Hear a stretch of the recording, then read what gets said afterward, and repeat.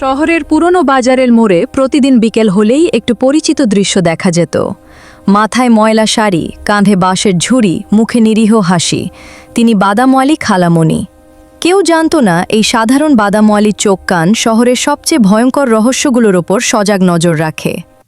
লোকজন বাদাম কিনত, গল্প করত, ঝগড়া করত, আর খালামণি নীরবে সব শুনতেন। কার বাসায় কার ঝামেলা, কোনো গলিতে নতুন ভাড়াটে এসেছে, কে হঠাৎ বেশি টাকা খরচ করছে, সব তথ্য জমা হতো তার মাথার খাতায়। একদিন থানায় বড় বিপদ নেমে এলো। শহরের নামকরা ব্যবসায়ী হারুন সাহেব অপহৃত হয়েছেন। পুলিশ দিশেহারা, কোনো সূত্র নেই, কোনো সিসিটিভিও কাজের না।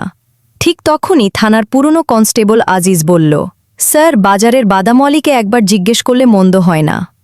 ওসি প্রথমে হেসে উড়িয়ে দিলেও উপায় না পেয়ে খালামণিকে ডাকা হলো। খালামণি থানায় ঢুকেই শান্ত গলায় বললেন, হারুন সাহেবকে গত 3 দিন আগে শেষবার দেখেছি। তার সাথে ছিল লাল জ্যাকেট পরা এক লোক। সে লোকটা বাদাম নেয়নি, কিন্তু চারদিকে খুব খেয়াল করে তাকাচ্ছিল। ওসি চমকে উঠল, এই তথ্য তো কোথাও নেই।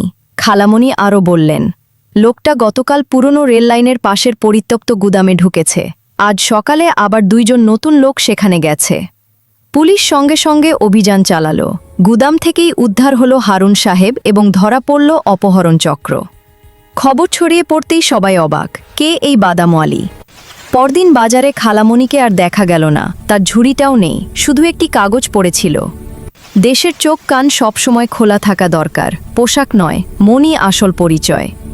সেই দিন থেকে শহরের মানুষ বুঝে গেল, গোয়েন্দা মানেই স্যুটটাই নয়, কখনো কখনো সে হয় একজন বাদামওয়ালি গোয়েন্দা পুলিশ।